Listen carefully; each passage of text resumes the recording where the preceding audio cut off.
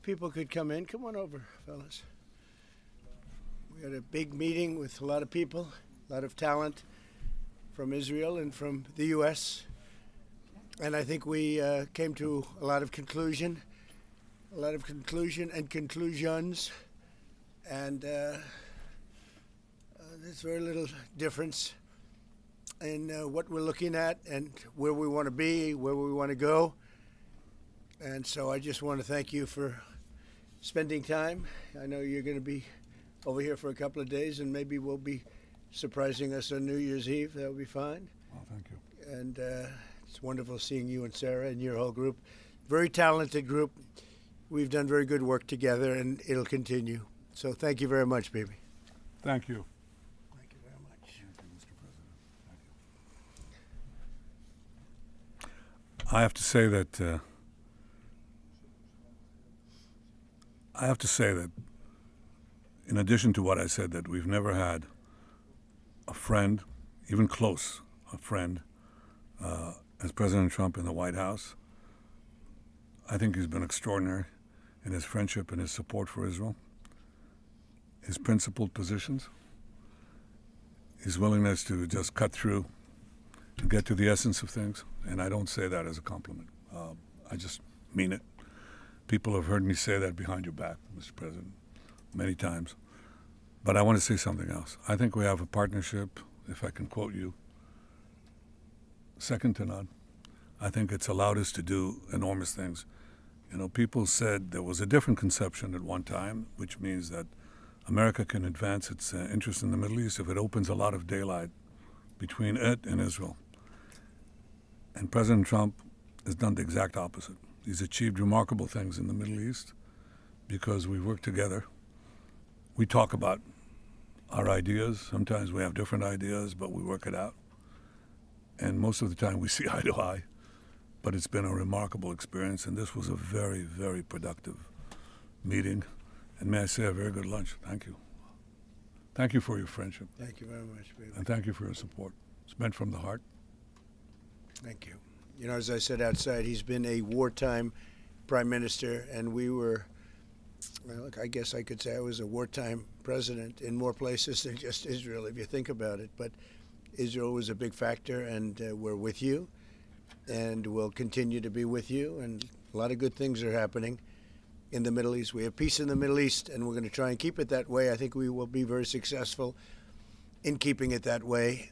And you've been a great friend, and I've been a great friend to you and to Israel, and it's been my honor. And the award that I was given was really surprising and very much appreciated. Well, President Trump has broken so many conventions to the surprise of people, and then they figure out, oh, well, maybe, he was right after all. So we decided to break a convention too, or create a new one, and that is to award the Israel Prize, which in almost our 80 years, we've never awarded it to a non-Israeli. And we're going to award it this year to President Trump. This was announced formally over lunch by our Minister of Education, who's responsible for the Israel Prize. It's going to be awarded to President Donald J. Trump for his tremendous contributions to Israel and the Jewish people. I think it's such a fitting thing, and it would honor us, obviously, Mr. President, if you could visit Israel in that occasion on our Independence Day. But I have to say that this reflects the overwhelming sentiment of Israelis across the spectrum. They appreciate what you've done to help Israel and to help our common battle against the terrorists and those who would destroy our civilization. So, again, that's an expression of thanks and appreciation. Thank you, baby, very much. That really is a great honor. Any questions, please? We'll go pretty quickly because pretty much we agree on most of the things, and you would know what most of those things are. Please, go ahead. Thank you, Mr. President. I'd like to know if you and the Prime Minister talked about having Israel pull back its troops before Hamas fully disarms. I know that's been an issue. Did you push for that today? Well, we talked about Hamas, and we talked about disarmament. And they're going to be given a very short period of time to disarm. and we'll see how that works out. Steve Witkoff and Jared Kushner will be in charge of that from our side. But if they don't disarm, as they agreed to do, they agreed to it, and then they'll be held to pay for them. And we don't want that. We're not looking for that. But they have to disarm within a fairly short period of time. Is Israel withdrawing its forces? Well, that's a separate subject. We'll talk about that. Mr. President? Yes. Mr. President, did you have a message for the Prime Minister about the West Bank? And are you at all concerned that settler violence, Israeli settler violence, could be undermining the peace plan? Well, we have had a discussion, big discussion, for a long time on the West Bank. And I wouldn't say we agree on the West Bank 100%, but we will come to a conclusion on the West Bank. If I could ask, what is the disagreement? Well, I don't want to do that. It'll be announced at an appropriate time. But he will do the right thing. I know that. I know him very well. He will do the right thing. Yes. There is a growing fear of a confrontation between Israel and Turkey. How are you going to ease this tension given the fact that President Erdogan calls Mr. Netanyahu Hitler and compares Israel to the Nazis? Well, I know President Erdogan very well. And as you all know, he's a very good friend of mine. And I believe that, and I do respect him, and Bibi respects him. And they're not going to have a problem. They're not going to have a problem. I know him very well. And you've seen me do things with President Erdogan and Turkey that nobody else could have done. We're not going to have a problem. He's done a fantastic job. I'm with him all the way. I'm with Bibi all the way. Nothing's going to happen. Yes. Are you concerned that Israel is not moving quickly enough to phase 2 of the peace plan? Well, I'm not concerned about anything that Israel's doing. I'm concerned about what other people are doing or maybe aren't doing. But I'm not concerned. They've lived up to the plan. They're strong. They're solid. And sometimes they don't understand when somebody violates something that you want to give them a second chance. Well, we'll give them a couple of second chances. But no, Israel's lived up to the plan 100%. Don't forget, we made the plan possible by taking out Iran. And speaking of Iran, I hope they're not trying to build up again, because if they are, we're going to have no choice but very quickly to eradicate that buildup. So I hope Iran is not trying to build up, as I've been reading that they're building up weapons and other things. And if they are, they're not using the sites that we obliterated, but they're using possibly different sites. We know exactly where they're going, what they're doing, and I hope they're not doing it because we don't want to waste the fuel on a B-2. It's a 37-hour trip both ways. I don't want to waste a lot of fuel. Okay? Mr. President Trump, after your last remarks regarding the pardon request of Prime Minister Netanyahu, Herzog office told us that you have not talked after the official request of Prime Minister Netanyahu pardon. Can you clarify to us? Did you talk Which about request it are you talking about? with the President Herzog, the Israeli President Herzog? Did you talk with him directly? President Erdogan? Herzog, the Israeli So President you're talking Herzog. about pardon? Yeah. Oh, well, you got to say that. No, I think he's going to be in great shape. He's a wartime prime minister at the highest level. He's achieved tremendous success. And I'll say it, if you had 8 out of 10 prime ministers in his position right now, or before right now, maybe, you wouldn't have Israel any longer. Israel would not exist. I'd say two of them would, and 8 of them wouldn't. Those are not good odds. You needed a very special man to really carry through and really help Israel through this horrible jam. These are major factions, and it started with our negotiation with Iran. I think it probably started with Soleimani. That was really where you mentioned that today, which started with Soleimani. Bad guy, doing bad things, hurting a lot of people, killing American soldiers and other soldiers. But it started right there, would probably be the starting point. And then from that point forward, but you have a wartime prime minister at the highest level. There could be other wartime prime ministers, but they'd lose. He won. And I think the people of Israel appreciate it. I think a lot of the people in the world appreciate it, actually. And because of that victory, we were able to get peace in the Middle East. if you had a different kind of a personality, if you had a weak person or a stupid person, and there are plenty of both of them, you would not have had success, and you might not have Israel. And you report for Israel. I know you're very proud of it, and you do a great job. You might not have a job because there might not be an Israel right now if you had a different prime minister. That's a big statement, but to me, it's a very simple statement to make. I'm looking at Pete Hegseth, and he's sort of nodding. If they don't have a strong prime minister, Pete, you might not have Israel today. I think he'll go down in the record books. And, you know, I was a big help. I'll be honest with you, big help. Somebody said in the room, if you don't have Trump, you needed a proper combination of everything. And if you didn't have that combination, which they had, you would not have an existing Israel right now. And the people of Israel know it. That's why they like me, and it's why they actually like him. He's got a little bit of a love-hate more than I do over there. But you know what? Even the haters have a lot of respect for him. There's a lot of jealousy about him. A lot of jealousy. Jealousy is a bad word.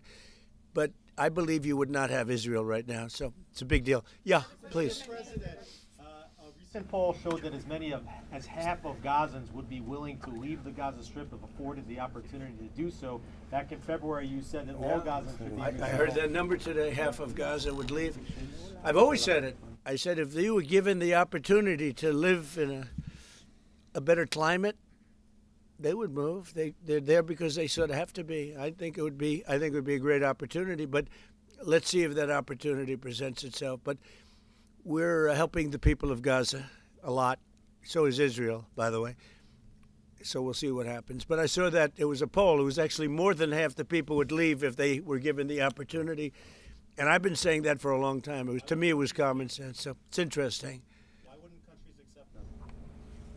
Look, let's not talk about it because we don't want the controversy. Right now, we're helping Gaza. But if they were given the opportunity, I think even higher than that, the group that did the poll is usually, I call them negative pollsters. You have a lot of them. And yet this poll was, I think, very accurate, other than it would be more than half the people if given the opportunity. But they haven't been given that opportunity. So we'll see what happens. Mr. President, have you reached a point of understanding regarding Syria? We do have an understanding regarding Syria. Now, with Syria, you know, your new president, I respect him. He's a very strong guy, and that's what you need in Syria. You can't put a choir boy. You can't put somebody that's a perfect person. Everything's nice, no problems in life. You have the opposite there. He's a strong guy. We get along with him great. I can't ask for any more. He's been with us all the way. We had that mishap with ISIS, and he was with us all the way. He was fighting us. You know, he was fighting them. So I hope Israel, I'm sure that Israel and him will get along. I will try and make it so that they do get along. I think they will. Bibi, do you have anything to say about that? Yeah, well, our interest is to have a peaceful border with Syria. Our interest is to have, and we openly say it, we want to make sure that the border area right next to our border is safe. We don't have terrorists, we don't have attacks, and we also want to secure our Druze friends. And by the way, I think not only the Druze, but other minorities, especially the Christians, should be protected as well in Syria and throughout the Middle East and in Nigeria.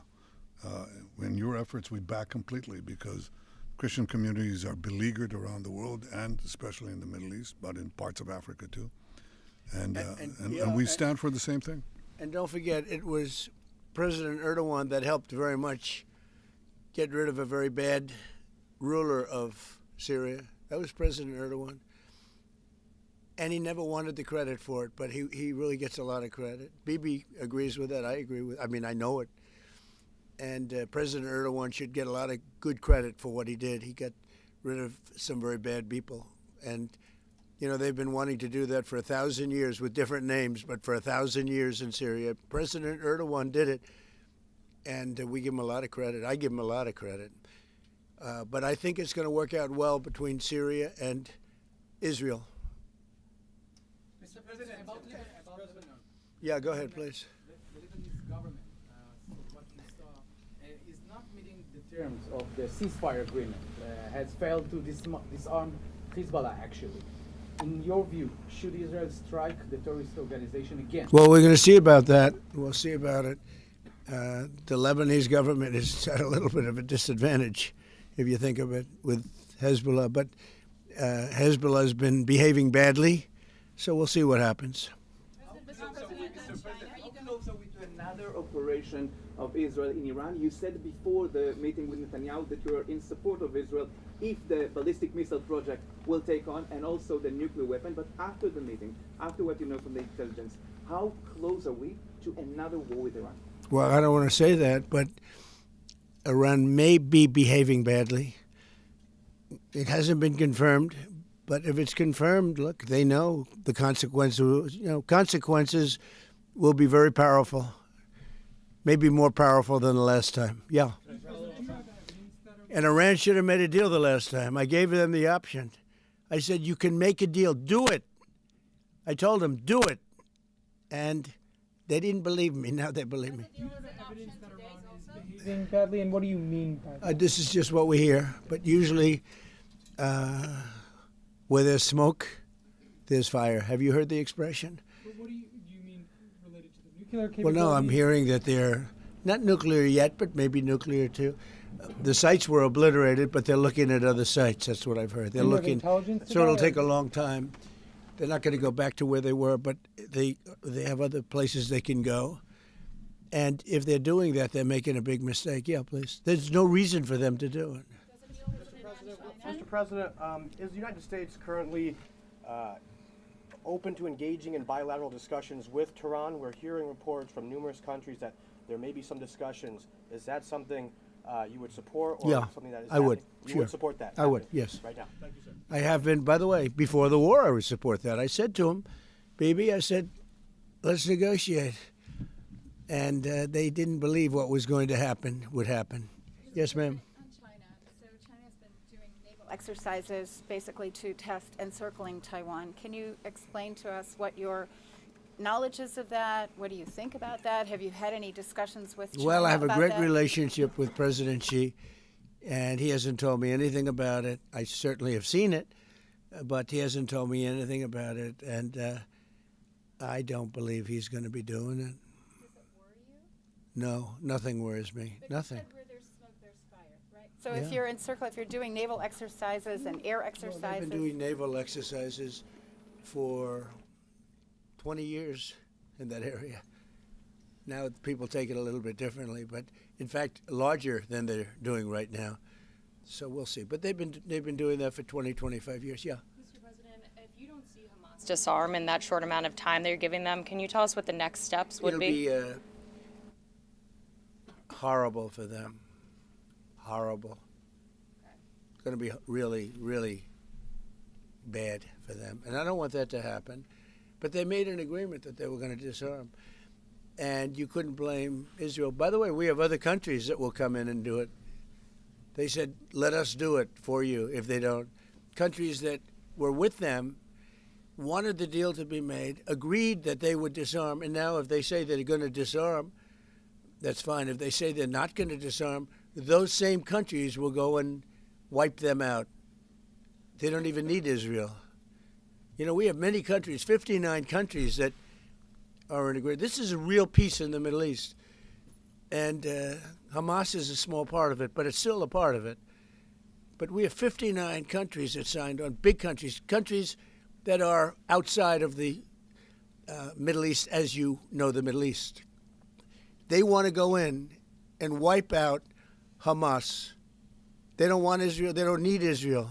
They want to do it because it's the right thing to do, because they were for the deal based on the fact that Hamas pledged, they swore that they were going to disarm. Now, if they're not going to disarm, those same countries will wipe out Hamas. Yeah. President Trump, do you think that the PA should be involved in the day after in Gaza Strip, even in the near future? And the same question to Prime Minister Netanyahu. Do you see a real opportunity that the PA will be in Gaza? Go ahead, Mimi. I think President Trump put clearly the conditions of reform that he wants to see in the PA for them to be involved. And I think he put it very clearly what he wants to see, the kind of real reforms, not just perfunctory reforms, or real reforms. Stop pay to slay, change the curriculum in your textbooks, open up, a different society and a different future. If they do it, well, let them. I think it was clear. He put Pretty clear. He put guidelines that were, by the way, in the Trump plan of 2020, and they were put then in the 20 points, and it's up to them. Remember this, if we didn't do what we did to Iran, just to make the subject just slightly different, you wouldn't have peace in the Middle East. You wouldn't have a deal signed in the Middle East. You wouldn't have a deal. Because other Arab nations, which are great people, I know them very well, they're great people, they wouldn't be able to have agreed to peace in the Middle East, because you would have had a dark cloud hanging over everything. It wouldn't have been possible. So Iran has been greatly reduced in power, prestige. I don't want to use the word humiliation, because they're trying to build up again.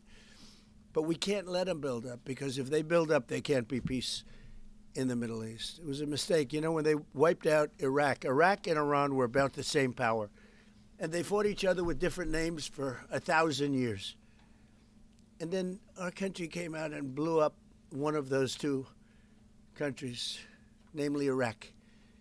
And all of a sudden, Iran had the whole Middle East all to itself.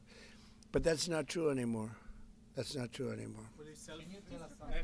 Your Say plan, it. tell us something about your plan to expand the Abraham Accords.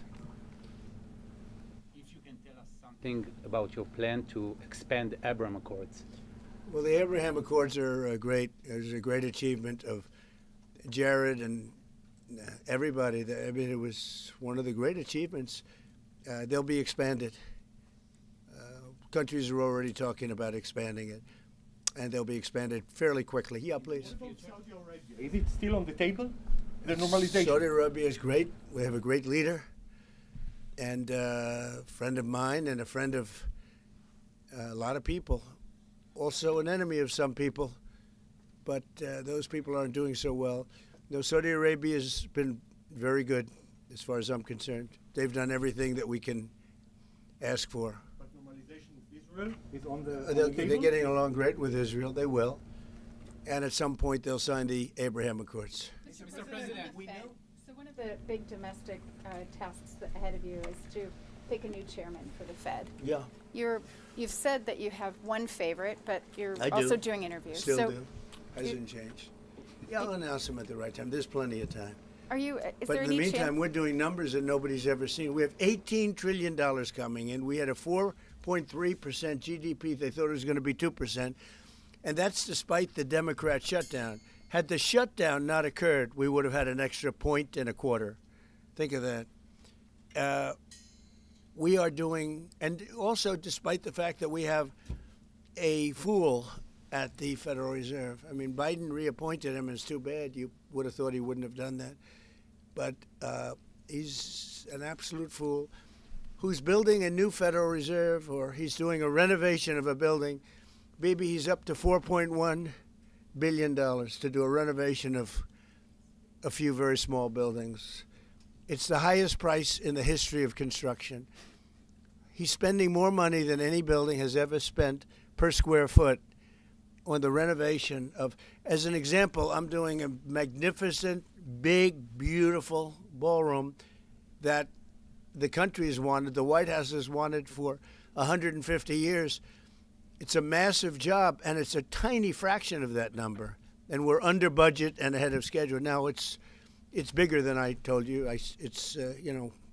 After realizing we're going to do the inauguration in that building, it's got all bulletproof glass. It's got all they call it drone-free roof. So drones won't touch it. It's a big, beautiful, safe building. But it's a big project. For a tiny fraction of that, we're under budget and ahead of schedule. And they've wanted it for 150 years. Think of it, the Federal Reserve building, 2 buildings there, they don't know what they're doing. They're way over budget. I mean, this was built during the Biden administration. And I rode by it the other day, and it's headed by the head of the Federal Reserve. Too late, too late, Powell. Too late because he's always too late with interest rates, except before the election. He was too early because that would have helped. That was supposed to help get her elected. It had no impact. We won all 7 swing states. But no. We're thinking about bringing a suit against Powell for incompetence. Because think of it, these aren't outstanding buildings. These are small buildings. He's at $4 billion more. It's going to end up costing more than $4 billion. $4 billion. It's the highest price of construction. Again, Democrats, highest price of construction per square foot in the history of the world. There's never been. Gorgeous monuments are built for a much smaller price. So we're thinking about bringing a gross incompetence, what's called gross incompetence lawsuit. It's gross incompetence against Powell. And it was his baby. And the guy's just incompetent. I mean, there's nothing you can do about it. He's just a very incompetent man. But we're going to probably bring a lawsuit against him. Thank you all very much. I appreciate it. Bibi, congratulations. When do you expect an announcement then on Powell's replacement? January sometime. And will you ask Jay Powell to resign? Well, he should resign. Entirely? Be a favor to the nation. But he's come close. I mean, we're getting pretty close.